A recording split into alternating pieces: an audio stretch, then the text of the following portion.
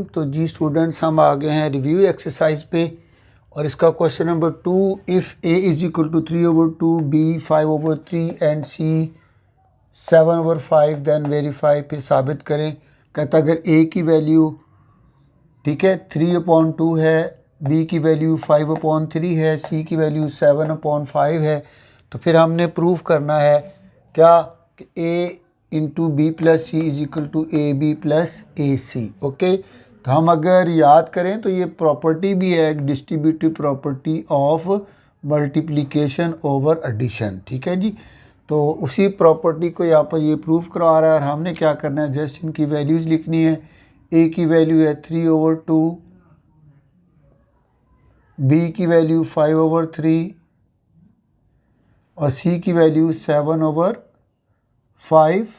Okay जी, तो ये हमारी लेफ्ट हैंड साइड है। ओके जी, इक्वल में राइट हैंड साइड पे ए की वैल्यू क्या है 3/2 मल्टीप्लाई बाय बी की वैल्यू क्या है 5/3 प्लस ए की वैल्यू क्या है अगेन 3/2 मल्टीप्लाई बाय सी की वैल्यू क्या है 7/5। तो इसको हमने सॉल्व करना है। तो इसमें हमारे पास जो रूल है, एज़ पर रूल हमें पहले ब्रैकेट को सॉल्व करना है। तो ब्रैकेट के अंदर वाली जो रकमें हैं इनको सॉल्व करने के लिए 5 को 5 से मल्टीप्लाई करें। हम बटरफ्लाई मेथड इस्तेमाल करेंगे। ठीक है जी, 5 को 5 से मल्टीप्लाई करेंगे हम लोग पहले, तो ये हो जाएगा 25 प्लस 3 को 7 से मल्टीप्लाई करेंगे, 3 7 21 और नीचे इन दोनों को मल्टीप्लाई करके हम लोग लिख देंगे 15 ब्रैकेट और ये 3/2 इक्वल यहाँ पे चूँकि ये मल्टीप्लाई कर रहे हैं तो 3 से हमारा पास 3 कैंसिल हो जाएगा और यहाँ पे रह जाएगा हमारे पास 5/2 प्लस का साइन, 3 7 21 एंड 2 5 10। तो यहाँ पे हमारे पास रह गया 5/2 प्लस 21/10। अब लेफ़्ट साइड पे दोबारा आते हैं, 25 में 21 को ऐड करेंगे तो 5 + 1 कितना हो गया 6, 2 + 2 4, तो ये 46 हो जाएगा 46/15। और अब इसने मल्टीप्लाई होना है 3/2 के साथ।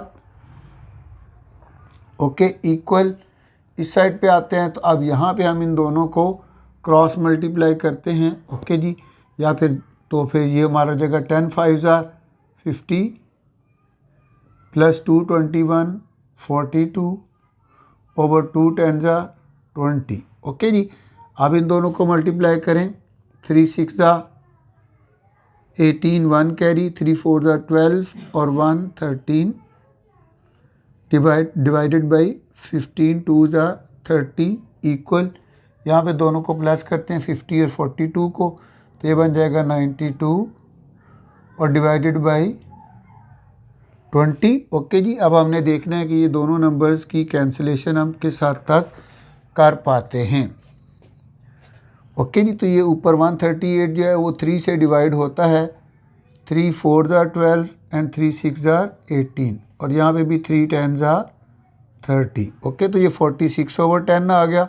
इसको अगेन हम अगर करते हैं तो 2 से डिवाइड होता है, 2 के साथ 2 2 4 2 3 6/5।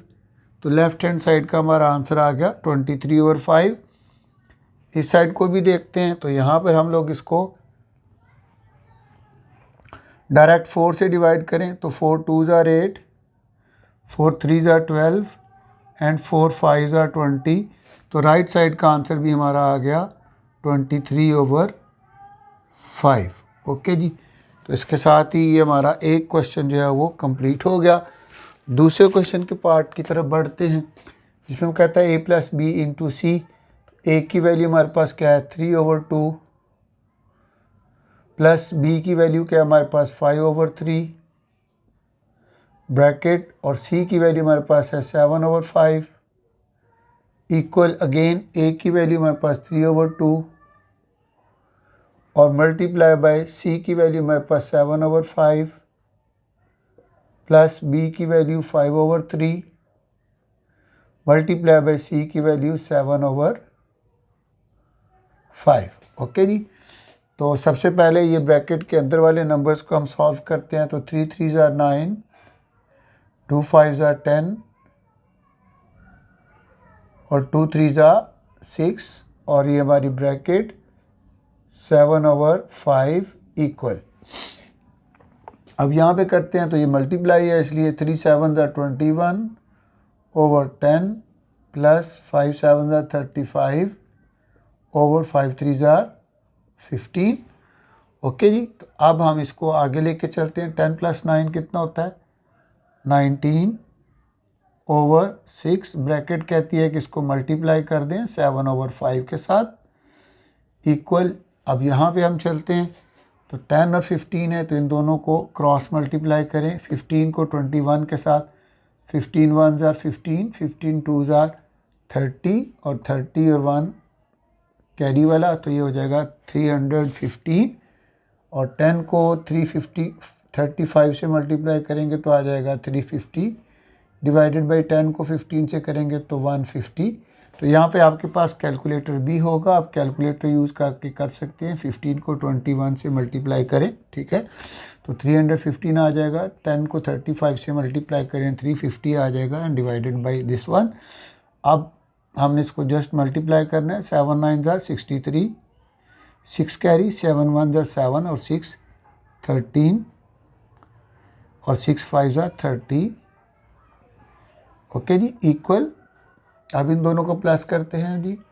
315 को और 350 को मल्टीप्लाई करते हैं तो ये हमारे पास आ जाएगा 665। दोनों को जस्ट प्लस करना है। ओके जी, और डिवाइडेड बाई हमारे पास आ गया 150। आप देखते हैं कि 133 जो है वो किस पे डिवाइड होता है? ये 2 पे और 3 पे तो नहीं हो रहा। तो लेकिन हम इस साइड पे अगर हम देखते हैं तो ये हमारे पास जो नंबर है ये 5 पे डिवाइड हो रहा है। तो 5 1 ज़ा 5, 5 1 और 5 3 ज़ा 15, 1 कैरी 15, 5 3 ज़ा 15 ओवर इसको करेंगे तो 30, और लेफ़्ट साइड हमारी ऑलरेडी 133/30 आ चुकी है। तो both the sides are equal.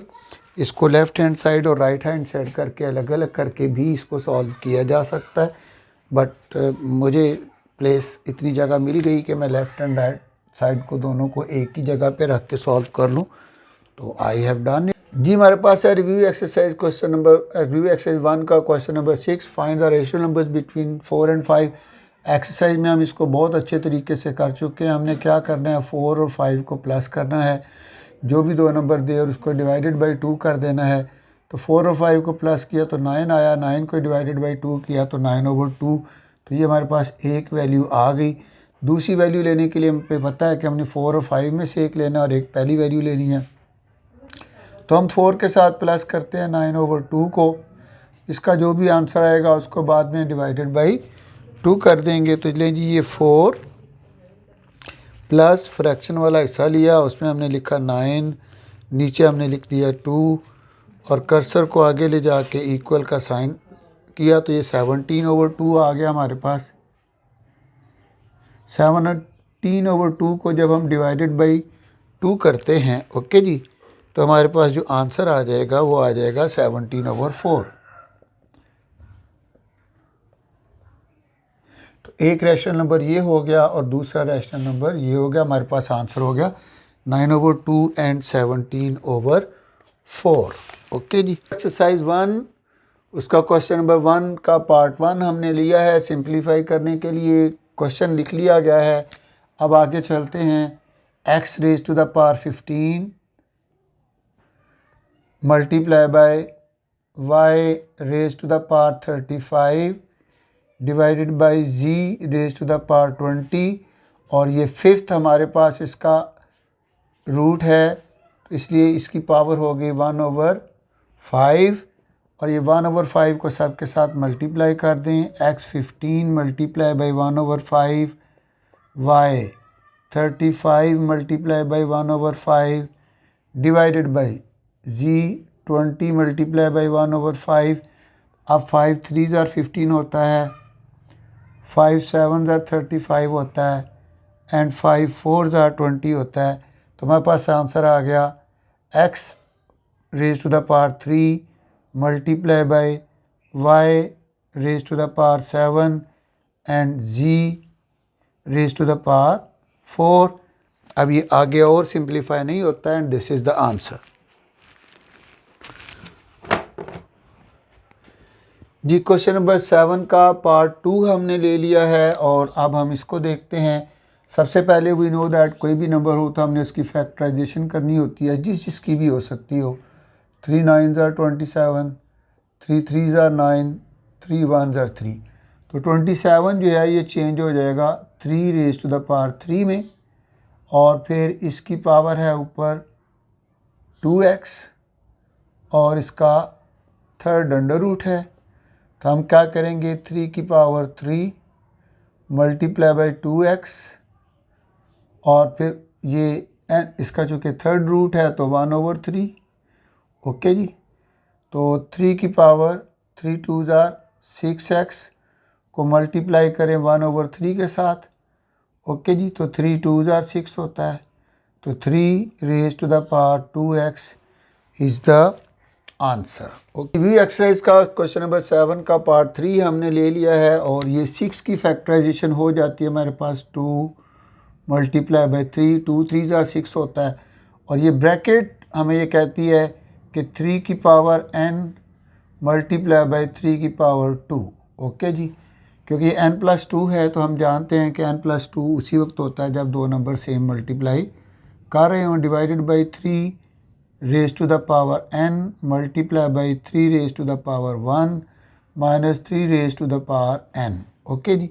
तो ये तो सारे हमारे पास मल्टीप्लाई कर रहे हैं। यहाँ पे 3 रेज टू द पावर 1 है और ये यहाँ पे मल्टीप्लाई का साइन भी है। तो इसका मतलब ये है कि हम 3 की पावर्स को सारी को इकट्ठा भी कर सकते हैं, लेकिन ऊपर चूँकि मल्टीप्लाई कर रहे हैं हमें ज़्यादा परेशान होने की ज़रूरत नहीं है। और उसके साथ साथ ये ब्रैकेट की भी अब ज़रूरत नहीं रहेगी क्योंकि ये n+2 के लिए लगाई गई थी। तो इसके साथ ही ये 2 मल्टीप्लाई बाई 3 की पावर 1, ठीक है जी, ये 2 और 3 हो गया हमारा। उसके बाद इसको हमने कर दिया 3 की power n multiply by 3 raise to the power 2 और नीचे ये नंबर्स है हमारे पास। यहाँ पे चूँकि प्लस माइनस का साइन आ गया है तो अब ये एक अलजेब्रिक एक्सप्रेशन, एक अलजेब्रिक जुमला बन गया है। इसमें से जब तक कॉमन नहीं लेंगे हम ऊपर कैंसलेशन नहीं कर सकते। तो ऊपर वाले नंबर्स को लिखता हूँ 2 multiply by 3 multiply by 3 raise to the power n multiply by 3 raise to the power 2। और इन दोनों में से हम देखते हैं कि 3 raise to the power n common निकल आएगा। ब्रैकेट में आ जाएगा हमारे पास 3 माइनस जो सारा का सारा बाहर आ जाए तो उसके लिए कॉमन निकल आए तो वहाँ पे हम लोग 1 लिख देते हैं। ओके जी। अब इसको हम 3 raise to the power n को 3 raise to the power n के साथ कैंसिल कर सकते हैं। और अब हमारे पास आंसर क्या आ गया, 2 3s are 6 multiply by 3 3s are 9 divided by 3 में से 1 माइनस किया तो क्या आ गया 2। तो 6 9s are 54, 54 divided by 2, answer हमारे पास आ जाता है 27।